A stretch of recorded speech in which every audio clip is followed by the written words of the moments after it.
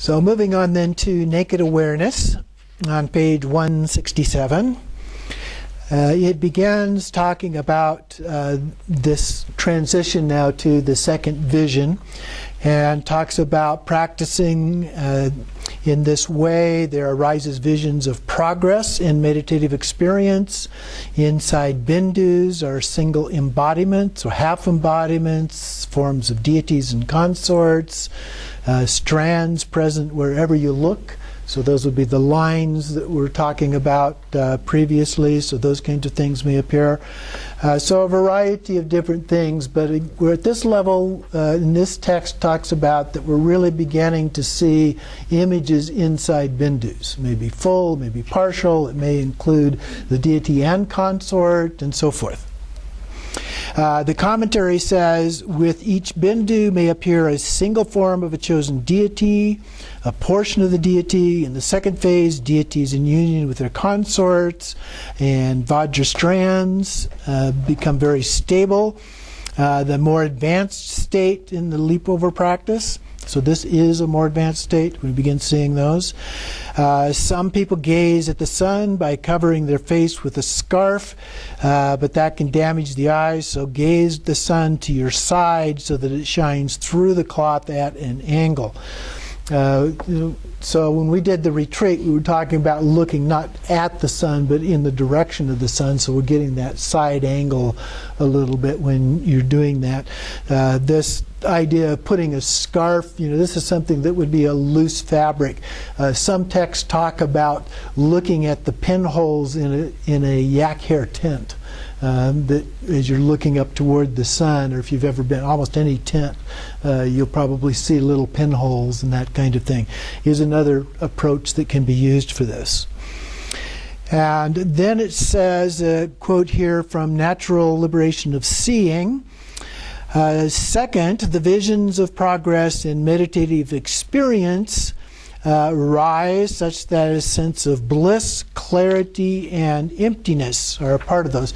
Those are three fairly common phrases that you'll see associated, particularly with Togal, sometimes with Trekchel, but particularly in Togal. So that sense of bliss, which is a feeling, if you will, and clarity, the clarity of the vision, and then the emptiness aspect of that as well, non-conceptual. And it continues on the next page saying, one should not practice credence in the value of such experience, should not place credence in the value of such experiences. The strongest emphasis on the value is also on the relations. Place the strongest emphasis on the relations. Continuing to practice, the absolute space and awareness are separated from the point between the eyebrows. They become separated from sensory phenomena, so a difference in how they're visualized. The lamp of empty bindus effortlessly arises, the size of peas. So here we have peas instead of beans. Continuing visions of the five lights appear in a fragmented fashion, vertically, horizontally, spear points, similar to holes in a black yak hair tent. Here we go. And squares of a chessboard. They pervade everything in front of you. The bindus also transform so that they are like a mirror. And awareness appears in the manner of a running deer. Continuing to practice, there is a jewel lattice. Lattices and half lattices of light, checkered, radiant, like spear points, a multi-layered stupa, 1,000-petaled lotus, a halo, the sun and moon, a castle, a sword, Vajra, a wheel, the shape of a fisheye. These things fill the environment in which you live, become like brass bowls, and your awareness becomes like a bee hovering over nectar. So again, this is kind of the next stage. So it's developing this in a stage-like approach here, but these things are not hard and fast divisions, as I've mentioned. It gradual transition, and it can have things, you can find things that are on either side of that happening at the same time. Continuing to practice, the light saturates the environment. The bindus become like rhinoceros skin shields. Light pervades everywhere you look. Absolute space and awareness constantly appear day and night. So at this point, we're beginning to have these experiences outside of the sky gazing experience, okay? It begins to permeate everything that we do. A single body of a deity appears in each of the bindus, and individual subtle divine embodiments arise. Awareness remains motionlessly. So reality itself is this main practice. In the commentary on this says that if we become attached to bliss, and this will lead to a rebirth in the desire realm. Attachment to clarity will lead to a rebirth in the form realm. Attachment to non-conceptuality gives rebirth in the formless realm. So even though we have these experiences, we don't want to be attached to any of them. Very similar to what we've seen in other parts of our practice. A variety of visionary experiences may arise as signs of success. However, don't grasp onto them. Okay? It leaves you more vulnerable. If you don't grasp, no harm will come. The crucial point is not whether you have visions, but whether you identify with and grasp onto them. So that's where we have to be very careful, is the idea of grasping onto these visions. Whatever happens, happens. And the best approach to this is to go out and just see what happens, rather than trying to make something happen or expecting something to happen or trying to figure out what level you're at or anything like that. Just go and see what happens. You flush the toilet and you see if it flushes. Okay? So the cultivation of meditative quiescence, or thoughts, naturally arise in your mind. In fact, you are seeing aspects of your own mind, and it is good for them to manifest. In fact, simply recognizing their nature and releasing them is a sign of progress in the cultivation of quiescence. It is the grasping that is detrimental. So thoughts can come up, that's okay. And you let them go and they dissolve back again. With dreams too, it doesn't matter so much whether you have a prophetic dream or a nightmare. It is the grasping onto the idea that the dream is good or bad that is detrimental. So that section is a broader thing that applies to all of our practice, including Togal. Bindus appear not only when your eyes are open, but also when they're closed. And so even when you close your eyes, you may have those experiences. They can appear like round pinpoints of light. When you come to the point where light pervades everywhere and the absolute space and awareness constantly appear day and night, you will no longer be subject to the intermediate state. So he makes a more general statement here about that. When you get to that point, when you're seeing those things day and night, and this manifests, that's kind of the culmination of this particular vision. And so at that point, we are not going to be subject to the bardo. Continuing on then from Circle of the Sun to get another point of view regarding this vision. On page 54, we have the vision of increasing experience. So here it talks about two types of experience, mind and display. So bliss, clarity, and non-thought, our old friends here again popping up, experienced as actual mental conduct, are called mind experiences. And they are inconsistent and fluctuate. And regard the display experiences as perfect. The light displays of space appear increased to a higher extent than before.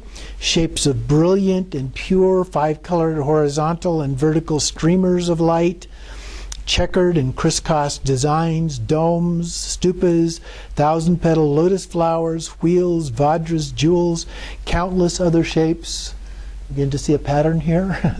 It's very similar to what we saw before. The 5 wisdoms appear as vertical light. The mirror-like wisdom is a horizontal light.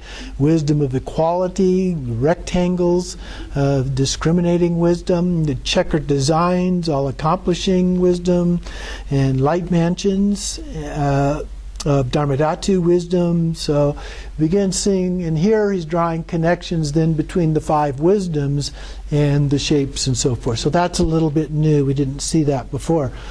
And then similarly, the shapes have the sparkle of mirror-like wisdom, the lattice work of equality, the flower clusters of discriminating wisdom, the weapons are the all-accomplishing wisdom, the mandalas and castles, the Dharmadhatu. In sizes of 1 cubit with circles the size of a pellet, we have what he refers now. He's going through 3 different phases of this development here. What he calls, the first one is commencing. So it commences, it gets larger and larger to the size of a valley. Circles the size of basins and shields then are establishing and perspective. So those are the second and third phases of that.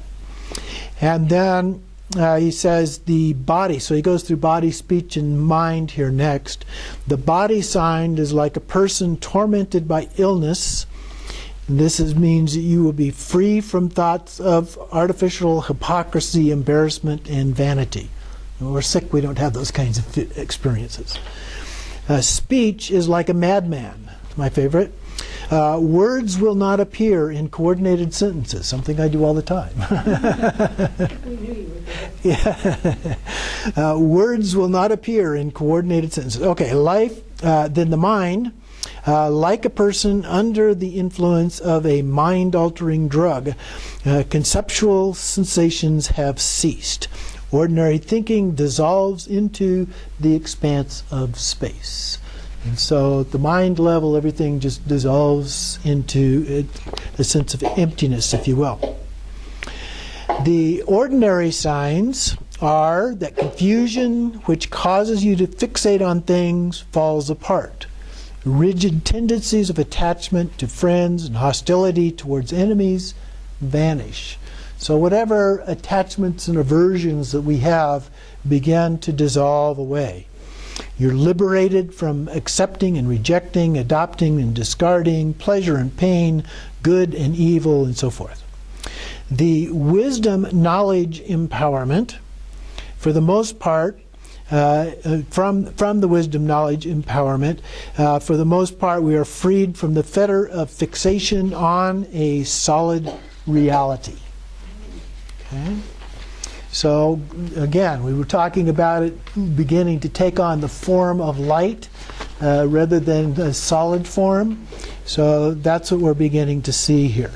And then on the next page it talks about Rigpa, now being like a bird about to fly off, but mostly like a bee circling about after honey.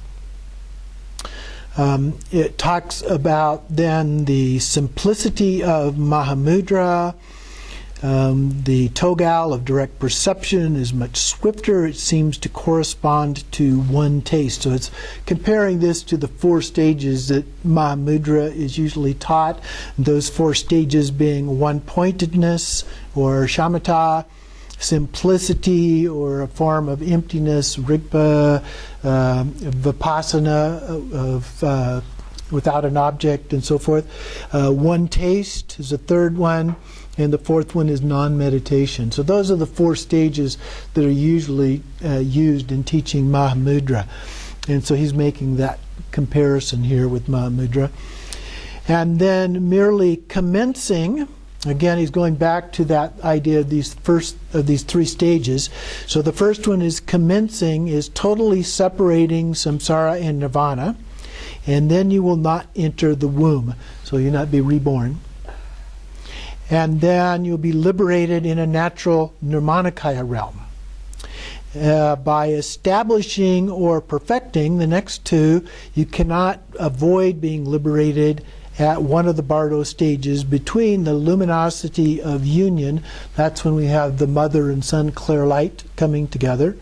in the Dharmata, the very first part, and the display of the spontaneous presence, which are the 5 lights that appear immediately after that in the Dharmata, the second part of the Dharmata in the Bardo. So those are the descriptions from the Circle of the Sun, parts of it being very similar, a few things that are a little bit new, a little bit different there, and helping add some pieces to the puzzle.